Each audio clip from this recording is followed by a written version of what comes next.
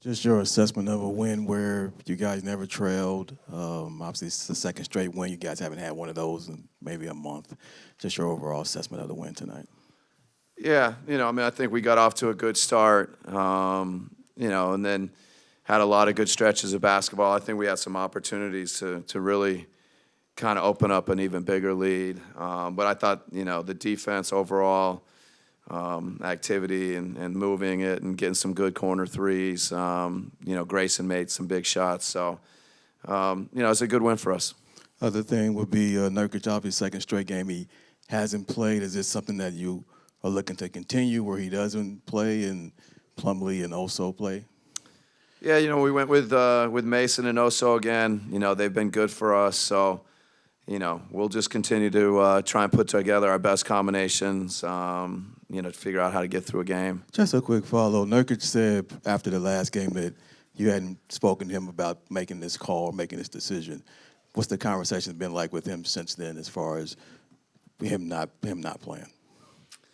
Yeah, no, he's a pro, so, he's got to be ready. Everybody's earning their minutes. Everybody's earning their opportunities. So, we're going to need everybody as we go through the season. To that point about earning the minutes, what have you seen from Oso now that he's been getting those backup minutes? Yeah, I thought tonight his defense and his hands in the second half, I thought he had a stretch where, kind of multiple deflections on, kind of those interior passes and then went up and got a couple shots, blocked, one at the rim or got a piece of one at the rim. So, I think his defense and his activity, his ability to cover ground is standing out. And then offensively just gives us a connectivity, keeps moving in and out of screens, in and out of second action. So working the dunker a little bit. So he's growing.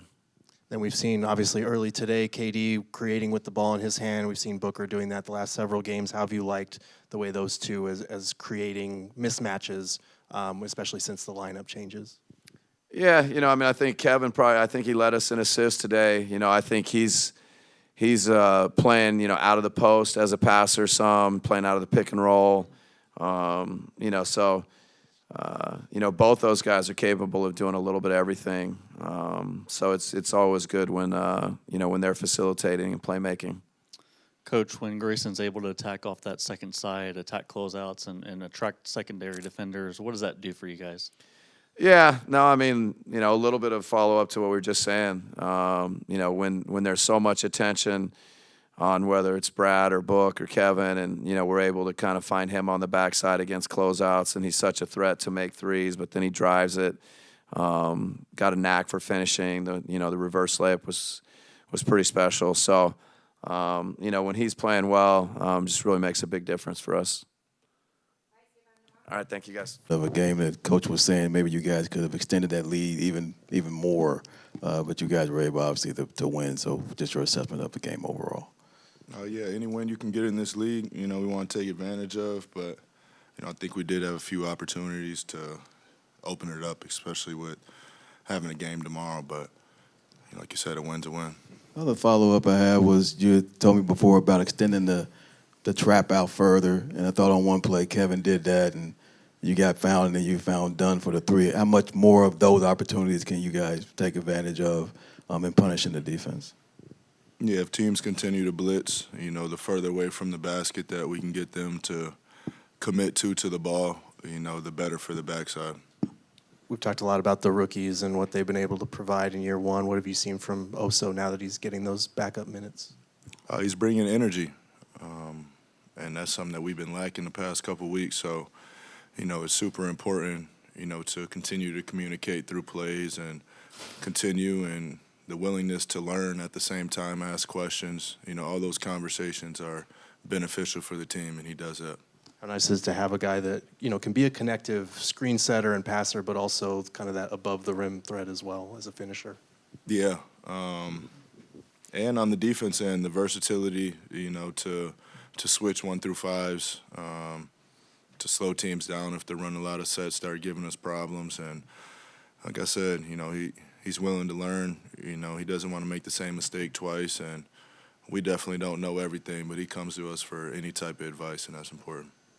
Book, as you know, every team is trying to get up as many threes as they possibly can. But for you guys, what has been the balance this year with knowing that that is a goal for you guys this year, but going quality over quantity? Excuse me. That's a great question. I still push for more threes, and I think just the overall tempo of the game, just playing faster. Obviously, that starts with getting a stop and securing the ball, but I feel like we're at our best when we get a rebound and we kick it ahead, and that's how you find individual coverages, and you don't let the defense set up and guard us. So we say play random, play fast, but it's a controlled random that at times we're really good with, and at times we slow down a bit. So with that goal, you still want to see the guys get to at least like 40 a night? I would like that, 35, 40. Devin, what's it do for you guys when Grayson's able to attack off that second side, off closeouts, and attract help? Yeah. I mean, once he has it going like he does now, teams know that they have to run him off the line, and, it's definitely not the only thing that he can do is just shoot the ball. So, he gets in the paint, he makes plays on the backside, and he's a tough finisher at the rim. So, I think the shooting ability is what opens it all up to start. But he's probably been seeing that his whole life and, making the adjustments. Book, back to Ryan and Oso. Kevin Durant had said he doesn't want to call them his little brothers just because they're wise beyond their years. Just what have you seen from that level of maturity with them and just the added benefit you have with that? Yeah, it's a good balance. They're mature when we're playing basketball, and then right after that they show their true age. So, it's been fun. Like I said, the locker room's super youthful. And we're staying in touch with the younger generation through them. I'll just add one more about Ryan. What's impressed you most about his progression this year? I mean, a little bit of everything. It's kind of just how he plays. He does everything well. He's shooting the ball a lot better than people expected. He's taking on the toughest matchup on the defense end every night. And he's not slowing down at all. He keeps his foot on the pedal. He's full throttle every time. He's high energy, and, we definitely need that, and he's been a big part of when we've been playing well. Devin obviously you had a hot start. I think you had 22 at the half. You just said before, just keep shooting. How much of that is just what's going on with you, and then trying to adjust through the rotations that's changing and you different lineups you guys are having out there? No, there's no excuse for it. Just trust the work. Get in the gym more and, figure it out through that. Thanks, Bob. Yep.